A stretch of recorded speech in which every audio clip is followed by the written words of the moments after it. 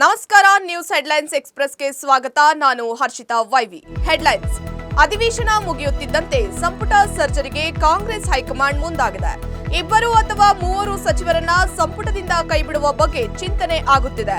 ಈ ಬೆನ್ನಲ್ಲೇ ನಾಳೆ ಸಿಎಂ ಡಿಕೆ ಶಿವಕುಮಾರ್ ದೆಹಲಿಗೆ ತೆರಳಲಿದ್ದಾರೆ. ಮೀಸಲಾತಿ ಬಗ್ಗೆ ಪರ ವಿರೋಧ ಚರ್ಚೆ ತೀವ್ರಗೊಂಡಿರುವ ಬೆನ್ನಲ್ಲೇ ಮಾಜಿ ಸಿಎಂ ಸಿದ್ದರಾಮಯ್ಯ ಮಹತ್ವದ ಅಭಿಪ್ರಾಯವನ್ನ ವ್ಯಕ್ತಪಡಿಸಿದ್ದಾರೆ. ಹೈಕೋರ್ಟ್ ಹಾಗೂ ಸುಪ್ರೀಂ ಕೋರ್ಟ್ಗಳಲ್ಲೂ ಮೀಸಲಾತಿ ಜಾರಿಯಾಗಬೇಕು. ನಾವು ಯಾವಾಗಲೂ ಮೀಸಲಾತಿಯ ಪರ. ಒಳ ಮೀಸಲಾತಿ ಜಾತಿ ಬಗ್ಗೆ ಸಿಎಂ ಬಳಿ ಮಾತನಾಡುತ್ತೇನೆ ಎಂದು ತಿಳಿಸಿದ್ದಾರೆ. ರಾಜ್ಯದಲ್ಲಿ ಎಸ್ಐಆರ್ ಪ್ರಕ್ರಿಯೆ ಮುಕ್ತಾಯಗೊಂಡ ಹಿನ್ನೆಲೆ ಮೊದಲ ಕರಡು ಪ್ರಕಟಿಸಲಾಗಿದೆ. ಕರ್ನಾಟಕದ ಮತದಾರರ ಹಕ್ಕು ರಕ್ಷಣೆಗೆ ತಕ್ಷಣ ಕ್ರಮ ಆಗ್ರಹಿಸಿ ಎಂದು ಸಿಎಂ ಡಿಕೆ ಶಿವಕುಮಾರ್ ಮುಖ್ಯ ಚುನಾವಣಾ ಆಯುಕ್ತರಾದ ಜ್ಞಾನೇಶ್ ಕುಮಾರ್ಗೆ ಪತ್ರವನ್ನ ಬರೆದಿದ್ದಾರೆ. ಸಚಿವ ನಾಗೇಂದ್ರ ರಾಜೀನಾಮೆಗೆ ಆಗ್ರಹಿಸಿ ಪಾದಯಾತ್ರೆ ನಡೆಸಲು ಬಿಜೆಪಿ ಮುಂದಾಗಿದೆ. ಸೆಪ್ಟೆಂಬರ್ 1ರಿಂದ ಸೆಪ್ಟೆಂಬರ್ 10ರವರೆಗೆ ರಾಯಚೂರಿನಿಂದ ಬಳ್ಳಾರಿಯವರೆಗೆ ಸುಮಾರು 200 ಕಿಲೋಮೀಟರ್ ಪಾದಯಾತ್ರೆ ನಡೆಸಲು ಬಿಜೆಪಿ ನಾಯಕರು ತೀರ್ಮಾನಿಸಿದ್ದಾರೆ. ರಾಜ್ಯದಲ್ಲಿ ಆರ್ಎಸ್ಎಸ್ ವಿರುದ್ಧ ಒಂದು ಎಫ್ಐಆರ್ ದಾಖಲಾಗಿಲ್ಲ ಎಂದು ವಿಧಾನ ಪರಿಷತ್ನಲ್ಲಿ ಸರ್ಕಾರದಿಂದ ಅಧಿಕೃತ ಮಾಹಿತಿಯನ್ನ ನೀಡಲಾಗಿದೆ. ಯಾವುದೇ ಪ್ರಕರಣಗಳು ದಾಖಲಾಗಿರುವುದಿಲ್ಲ ಎಂದು ಗೃಹ ಸಚಿವರು ಸ್ಪಷ್ಟಪಡಿಸಿದ್ದಾರೆ. ರೇಣುಕಾಸ್ವಾಮಿ ಕೊಲೆ ಪ್ರಕರಣದಲ್ಲಿ ದರ್ಶನ್ಗೆ ಸಂಕಷ್ಟದ ಮೇಲೆ ಸಂಕಷ್ಟ ಎದುರಾಗುತ್ತಿದೆ. ಪ್ರದೋಷ್ ಮಾಫಿ ಸಾಕ್ಷಿ ಅರ್ಜಿಯನ್ನ 59ನೇ ಕೋರ್ಟ್ ಪುರಸ್ಕರಿಸಿದೆ. ಪ್ರದೋಷ್ ಮಾಫಿ ಸಾಕ್ಷಿಯಾಗಿ ಪರಿಗಣಿಸಿ ನ್ಯಾಯಮೂರ್ತಿ ಸುಜಾತಾ ಸಾಮ್ರಾಣಿ ಅವರ ಪೀಠ ಆದೇಶವನ್ನ ಹೊರಡಿಸಿದೆ. ಕೆಪಿಎಸ್ಸಿ ಅಧ್ಯಕ್ಷ ಶಿವಶಂಕರಪ್ಪ ಸಾಹುಕಾರ್ ಅವರಿಗೆ ರಾಜ್ಯಪಾಲರಿಂದ ಅಮಾನತು ಆದೇಶವನ್ನ ಹೊರಡಿಸಲಾಗಿದೆ. ಕೆಪಿಎಸ್ಸಿ ನೇಮಕಾತಿಯಲ್ಲಿ ಅಕ್ರಮ ಪ್ರಕರಣದ ಆರೋಪಗಳ ಹಿನ್ನೆಲೆಯಲ್ಲಿ ಶಿವಶಂಕರಪ್ಪ ಸಾಹುಕಾರ್ಗೆ ಈಗ ಬಿಗ್ ಶಾಕ್ ಎದುರಾಗಿದೆ. ಕೆಪಿಎಸ್ಸಿ ಕಚೇರಿಯಲ್ಲಿ ಸಿಐಡಿ ಅಧಿಕಾರಿಗಳ ದಾಳಿ ಹಾಗೂ ತನಿಖೆ ಮುಕ್ತಾಯಗೊಂಡಿದೆ.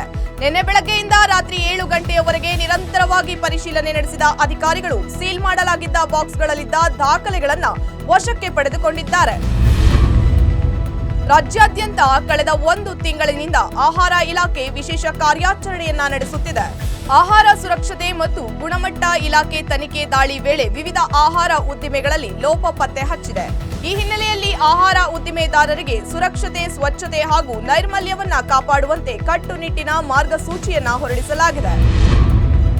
ಕರ್ನಾಟಕ ರಾಜ್ಯ ಸಹಕಾರ ಮಂಡಳಿಯ ಆಡಳಿತ ಮಂಡಳಿ ಚುನಾವಣಾ ಫಲಿತಾಂಶ ಪ್ರಕಟವಾಗಿದ್ದು, ಚುನಾವಣೆಯಲ್ಲಿ ಒಟ್ಟು 13 ಸದಸ್ಯರು ಆಡಳಿತ ಮಂಡಳಿಗೆ ಆಯ್ಕೆಯಾಗಿದ್ದಾರೆ. ಸೆಪ್ಟೆಂಬರ್ 4ರಂದು ಆಡಳಿತ ಮಂಡಳಿಯ ಅಧ್ಯಕ್ಷರ ಆಯ್ಕೆ ಚುನಾವಣೆ ನಡೆಯಲಿದೆ. ಮುಖ್ಯಮಂತ್ರಿ ಡಿಕೆ ಶಿವಕುಮಾರ್ ಅವರನ್ನ ಮಾಜಿ ಕ್ರಿಕೆಟಿಗ ರಾಬಿನ್ ಉತ್ತಪ್ಪ ಭೇಟಿಯಾಗಿದ್ದು, ಸಿಎಂ ಗೃಹ ಕಚೇರಿ ಕೃಷ್ಣಾದಲ್ಲಿ ಭೇಟಿಯಾದ ಉತ್ತಪ್ಪನವರು ಬಿಡಿಎ ನಿವೇಶನ ನೀಡುವಂತೆ ಸಿಎಂ ಡಿಕೆ ಶಿವಕುಮಾರ್ ಅವರಿಗೆ ಮನವಿಯನ್ನ ಸಲ್ಲಿಸಿದ್ದಾರೆ. ವಿಶ್ವವಿಖ್ಯಾತ ಮೈಸೂರು ದಸರಾ ಗಜಪಯಣಕ್ಕೆ ಕ್ಷಣಗಣನೆ ಆರಂಭವಾಗಿದೆ. ವೀರನ ಹೊಸಳ್ಳಿಯಲ್ಲಿ ಪೂಜೆಯನ್ನ ನೆರವೇರಿಸಲಾಗಿದೆ.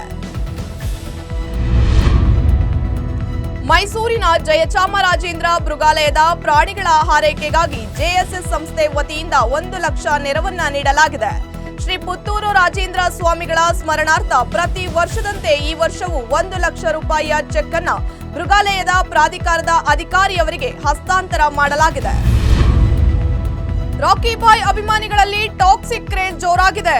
ರಾಕಿಂಗ್ ಸ್ಟಾರ್ ಯಶ್ ಅಭಿನಯದ ಗೀತು ಮೋಹನ್ ದಾಸ್ ಮತ್ತು ಕೆವಿಎನ್ ನಿರ್ಮಾಣದ ಬಹುನಿರೀಕ್ಷಿತ ಟಾಕ್ಸಿಕ್ ಸಿನಿಮಾ ವಿಶ್ವದಾದ್ಯಂತ ಭರ್ಜರಿಯಾಗಿ ಪ್ರದರ್ಶನ ಕಾಣುತ್ತಿದೆ.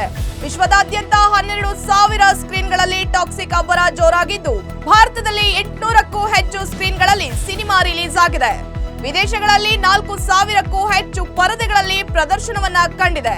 ಇನ್ನು ಅಡ್ವಾನ್ಸ್ ಸೇಲ್ನಲ್ಲಿ 30 ಕೋಟಿ ಕಲೆಕ್ಷನ್ ಆಗಿದ್ದು, ಟಿಕೆಟ್ ಸೇಲ್ನಲ್ಲೂ ಟಾಕ್ಸಿಕ್ ದಾಖಲೆಯನ್ನ ಬರೆದಿದೆ. ಇದಾಗಿತ್ತು ಈ ಕ್ಷಣದ ನ್ಯೂಸ್ ಹೆಡ್ಲೈನ್ಸ್ ಎಕ್ಸ್‌ಪ್ರೆಸ್. ನಮಸ್ಕಾರಗಳು.